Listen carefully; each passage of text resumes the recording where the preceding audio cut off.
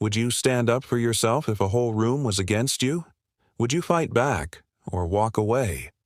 The night was thick with cigarette smoke and the scent of cheap beer. The bar, tucked away on the outskirts of town, was a haven for rough men who rode in on roaring motorcycles and carried their own set of rules. The neon lights flickered against the stained wooden walls, casting an eerie glow on the crowd inside. At the far end of the room, a man sat alone at the bar. His name was Marcus Carter, a black soldier just back from a grueling tour overseas. His uniform wasn't on him, but his posture, his controlled breathing, and the way he scanned the room gave him away to those who knew what to look for. He was used to tension, used to war zones where danger lurked in every shadow, but even he could feel the weight of the stairs pressing against him now. A group of men, clad in leather jackets marked with patches, stood in a corner murmuring among themselves. Their eyes never left Marcus. One of them, a tall man with a thick beard and a scar running down his cheek, nudged his friend and grinned. "What's he doing here?" the bearded man muttered, just loud enough for Marcus to hear. "Lost, maybe?" another one chuckled. "Or maybe he thinks he belongs here." Marcus took a slow sip of his drink, unfazed. He'd faced worse than this. Men like them who thought strength came from numbers, from fear. He had no intention of starting trouble, but trouble had a way of finding him. One of them, the biggest of the group, sauntered over and leaned on the bar next to Marcus. "Didn't think I'd see the day," he said, shaking his head with mock disappointment. "A soldier, huh?" He tapped Marcus's glass. "What's a guy like you doing drinking in a place like this?" Marcus didn't react immediately. He had been trained for situations like this, to assess, to measure, to decide in an instant whether a fight was worth it. He set his glass down with deliberate care and met the man's gaze. "Just having a drink," he replied, his voice calm. The bearded man chuckled, shaking his head. "You don't belong here, soldier boy." There it was, the challenge. Marcus could see it in the man's eyes, the way he puffed out his chest, the way the room seemed to lean in, waiting to see what would happen next. Marcus exhaled slowly, already knowing how this night would go. The question was, how far would they push him? The air in the bar grew heavier, thick with unspoken words and unfiltered hostility. Marcus could feel the shift, the moment when a simple interaction became something else, something dangerous. It was the same feeling he had in combat zones, the second before a firefight erupted. He remained still, his fingers resting lightly on the edge of his glass. His instincts screamed at him to be ready, but he didn't flinch, didn't react. He had nothing to prove to these men. The bearded man leaned in closer, his breath reeking of whiskey. "See, around here, we like to keep things a certain way. And you don't fit." A few men chuckled from the corner, amused, waiting for the show to begin. The bartender, an older man with deep lines on his face, sighed and wiped the counter with slow, deliberate movements. He'd seen this before. Marcus met the man's gaze without a trace of fear. "I'm just having a drink," he repeated, his voice steady. The bearded man's smirk twitched. He wanted a reaction. He wanted Marcus to get angry, to lash out, to give him an excuse. But Marcus had faced men with real power, men who controlled life and death with the flick of a finger. This guy? He was nothing more than a schoolyard bully who had never been put in his place. "Maybe you didn't hear me." The bearded man grabbed Marcus's glass and tilted it, spilling the whiskey onto the bar.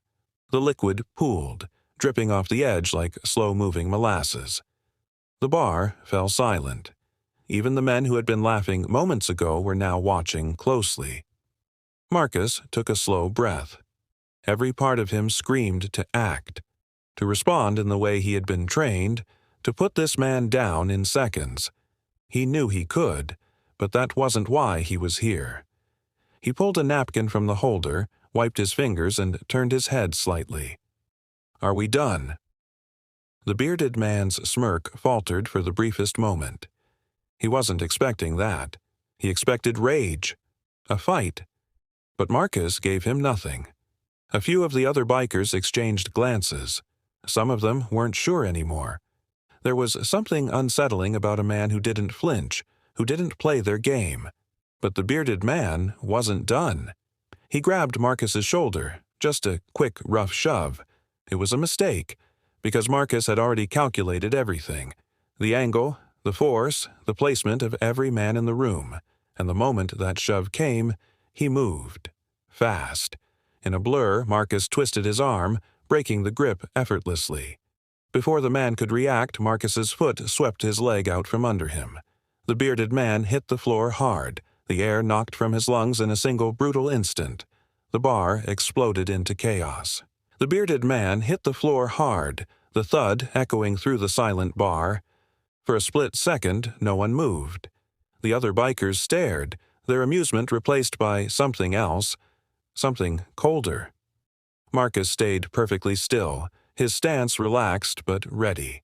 He hadn't done much, just a simple takedown, efficient and controlled. But that was exactly what made it terrifying. The bearded man gasped, struggling to get air back into his lungs. His face burned red with humiliation as he scrambled to his feet. "You son of a—" He lunged.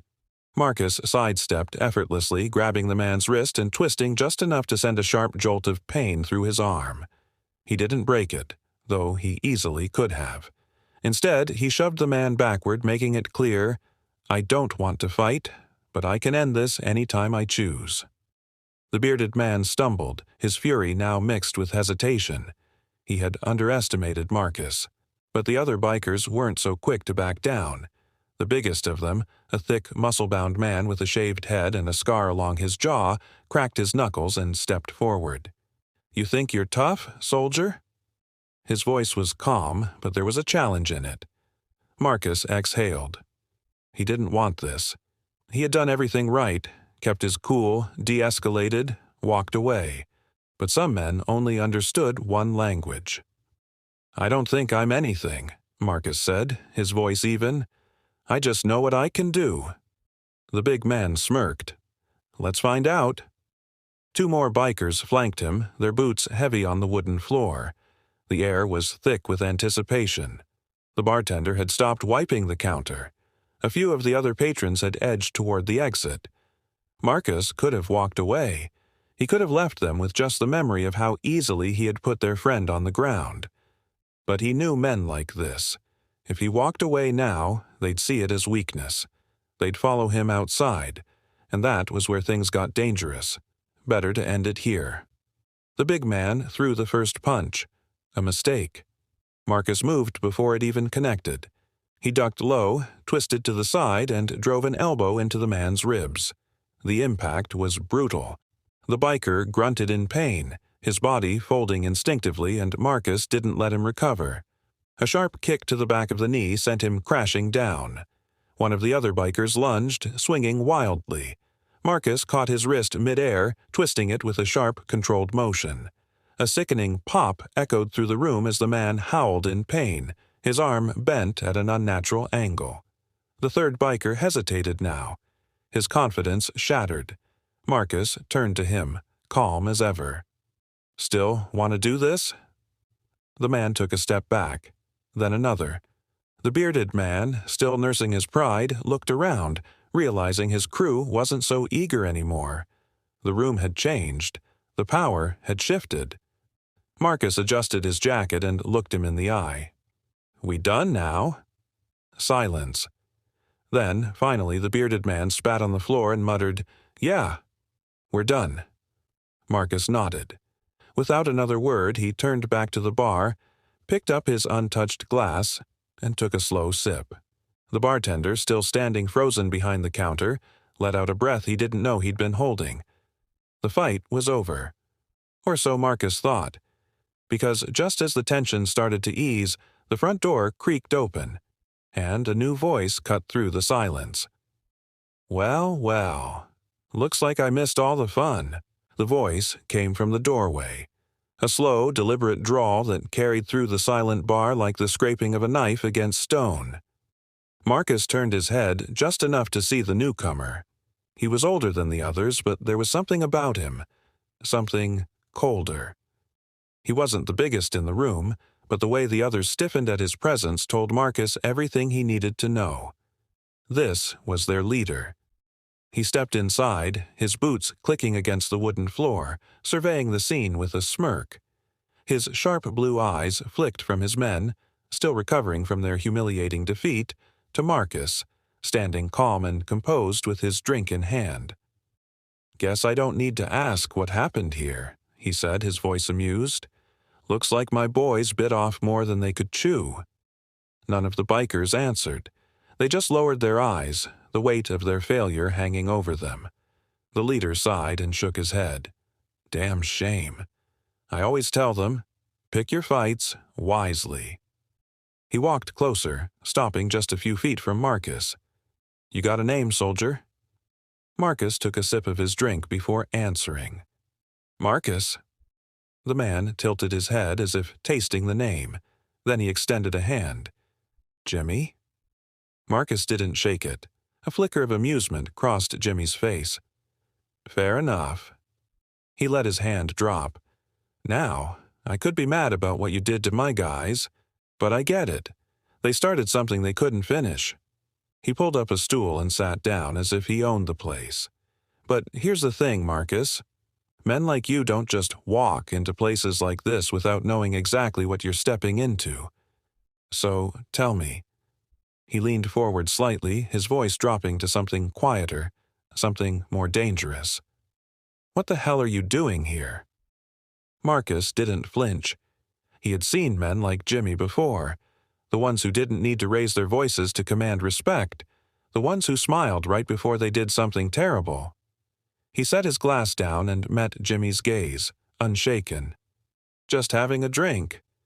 Jimmy chuckled, shaking his head. "See, I want to believe that." He gestured around. "But my boys here, they ain't convinced." Marcus exhaled slowly. "That's their problem." Jimmy's smile didn't fade, but something in his eyes hardened. "You see, now it's my problem." The bar was dead silent. The air felt thick. The tension was back.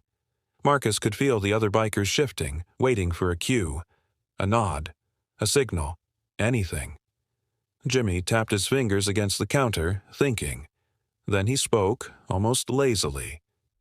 "You know, Marcus, you handled my guys real smooth back there. You're fast, trained, disciplined." He nodded, as if appreciating the skill. "That tells me one thing." He leaned in, his voice barely above a whisper. "You're dangerous." Marcus stayed quiet. Jimmy smirked. "And I don't like dangerous men in my town." The message was clear. This wasn't just about a bar fight anymore. This was a warning. But Marcus didn't scare easy. He held Jimmy's gaze for a long moment. Then, in a voice just as calm, just as measured, he answered. "Then I guess we have a problem." A slow smile spread across Jimmy's face. Not the kind that came from amusement, but the kind that signaled something far more dangerous. A man who had already decided how things were going to end. The bar remained silent, every eye locked on the two men sitting across from each other. The bikers were tense, fists clenching, waiting for their leader's cue. The bartender had long since retreated to the back, knowing better than to get involved. Jimmy exhaled through his nose, shaking his head slightly. "You got some nerve, Marcus. Most men, hell, all men, would know when to back down." Marcus didn't move, didn't blink. His hands rested on the bar, relaxed, but ready. Jimmy tapped his fingers against the wooden counter. "See, I respect strength. I do. And if this were any other situation, I'd offer you a spot." He gestured toward his men. "Lord knows we could use someone like you." The bikers stiffened at that. Jimmy offering anyone a place among them was unheard of. "But," Jimmy continued, his voice dropping slightly, "you disrespected me. And that can't slide." He let those words settle, the weight of them hanging in the air. Marcus took a slow breath. He had been here before. Different cities, different faces, but always the same kind of men. The ones who mistook cruelty for power, who built their kingdoms on fear. And men like Jimmy only understood one thing. Marcus didn't hesitate. His voice was calm but firm. "You should walk away." The bikers tensed, some of them shifting uncomfortably. No one had ever spoken to Jimmy like that. Jimmy, however, just laughed softly, shaking his head. "Walk away?" His blue eyes gleamed with something cold. "I own this town, Marcus. You're the outsider. You walk away." Marcus met his gaze, unwavering. Not gonna happen. For the first time, Jimmy's smile faltered. Just a flicker, gone as quickly as it appeared. Then, before anyone could react, Jimmy moved. His hand darted to his belt. But Marcus was faster. In a blur of motion, Marcus's hand shot out, grabbing Jimmy's wrist mid-draw before he could pull the knife from its sheath. A collective gasp filled the room. With a controlled twist, Marcus forced Jimmy's hand open, the knife clattering onto the counter. Then, in one fluid motion, he yanked Jimmy forward, slamming him face first into the wooden bar. The impact was brutal. Jimmy groaned, his body slumping slightly. The bikers surged forward. "Don't!" Marcus's voice cut through the chaos like a gunshot. And just like that, everyone froze. His grip on Jimmy was ironclad, his stance unshaken. He owned the room now. One by one, the bikers hesitated, uncertain.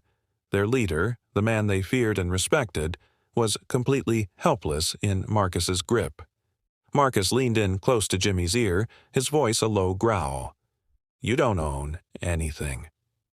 Jimmy's breath came ragged, his face pressed against the bar. He knew. He knew. Marcus released him. Jimmy staggered back, catching himself against a stool, breathing heavily. Blood trickled from his nose. His hands curled into fists, but he didn't move. He couldn't. Marcus scanned the room. Anyone else? Silence. Absolute silence. The message was clear. Jimmy wiped the blood from his nose, eyes burning with humiliation, but he didn't say a word. He knew the game was over. Marcus adjusted his jacket, tossing a few bills onto the counter. "For the drink." Then, without another glance, he turned and walked toward the exit. The entire bar watched him go, parting like the Red Sea. As the door swung shut behind him, the tension finally broke. The bikers exchanged uneasy glances, looking toward Jimmy, waiting for some kind of command. But Jimmy just stood there, silent, because for the first time in a long, long time, he wasn't the one in control. The night air was cool against Marcus's skin as he stepped outside. The sounds of the bar faded behind him, replaced by the distant hum of engines and the soft rustle of the wind through the empty streets. He took a slow breath. This wasn't the first time he had dealt with men like Jimmy, and it wouldn't be the last. But something about tonight felt different. He had walked in expecting a quiet drink. He walked out having shaken the very foundation of the town's most feared gang. He made his way to his car, parked just down the street.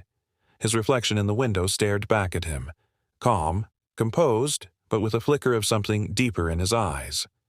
Behind him, the bar door swung open. Footsteps. Marcus didn't turn. He already knew who it was. Jimmy. Beaten, but not broken, his presence was quieter now. No swagger, no arrogance, just the weight of a man who had been reminded that power was never absolute. For a moment, neither of them spoke. Then Jimmy exhaled sharply. "You're not from around here." It wasn't a question. Marcus let the silence linger before responding. "No." Jimmy wiped his still bloody nose with the back of his hand, glancing down the street as if measuring his next words. "You could have humiliated me worse." Marcus finally turned to face him. "Didn't need to." A bitter chuckle escaped Jimmy's lips. "Yeah, I guess not." He looked at Marcus, something unreadable in his expression. "I don't lose, not like this." Marcus didn't answer. Jimmy shifted, his hands in his pockets, staring at the pavement. Then, with a quiet voice, he said, "I don't even remember how it started. The way I run things. It's just always been like this." Marcus studied him for a long moment. "It doesn't have to be," Jimmy scoffed. "You don't know me." "I don't have to." Marcus's voice was steady. "People change when they decide to." Jimmy let out a dry laugh, shaking his head. "You sound like a preacher." Marcus smirked. "Not even close." Another silence stretched between them. Then, without another word, Jimmy turned and walked back toward the bar. Marcus watched him go, knowing that whatever happened next was out of his hands. Maybe Jimmy would change. Maybe he wouldn't. But tonight, for the first time, the man who thought he owned everything had been forced to see the truth. Real strength wasn't about fear. It never had been. Marcus opened his car door, sliding into the driver's seat. As the engine rumbled to life, he took one last glance at the bar through the rearview mirror. A lesson had been taught tonight. Whether it would stick, only time would tell. With that, he pulled away, disappearing into the night, leaving behind a town that would never see things the same way again.